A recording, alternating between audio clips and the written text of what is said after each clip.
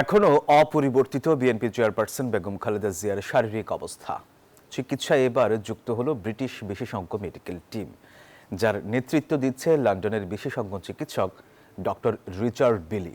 বিকেলে পৌঁছানোর কথা রয়েছে চীনের বিশেষজ্ঞ চিকিৎসকদের আরেকটি দল। টানা 11 দিন ধরে রাজধানীর এভারকেয়ার হাসপাতালে বিএনপি চেয়ারপারসন বেগম খালেদা জিয়া দ্রুত সুস্থ করতে দেশি বিদেশি চিকিৎসকরা চালাচ্ছেন সম্মিলিত প্রচেষ্টা। এর মধ্যে বিএনপি চেয়ারপারসন চিকিৎসায় সাড়া দিচ্ছেন বলেও জানানো হয়েছে। এরই মাঝে বুধবার বেলা 10টার দিকে হযরত শাহজালাল আন্তর্জাতিক বিমানবন্দরে নামেন যুক্তরাজ্য থেকে আগত চিকিৎসক দল। এ সময় তাদের দলনেতা ডক্টর রিচার্ড বিলকে অভ্যর্থনা জানান। Bashundhara public school and college 2026 শিক্ষাবর্ষে ভর্তি চলছে জানানো হয়। পরে বেলা 10:30টার কাছাকাছি সময় তারা পৌঁছান এভারকেয়ার হাসপাতালে। আগের দিন থেকে চিকিৎসায় যুক্ত আছেন চীনা মেডিকেল টিমও।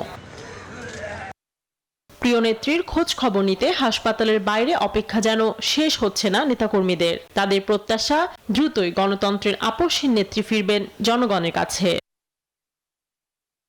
দলের নিষেধ নিরাপত্তার কড়াকড়িও থামাতে পারছে না কর্মীদের প্রিয় মায়ের জন্য আবেগ। প্রার্থনা করি এবং দোয়া করি, সবাইকে দোয়া করার জন্য ইনশাআল্লাহ বিনীত অনুরোধ রইল।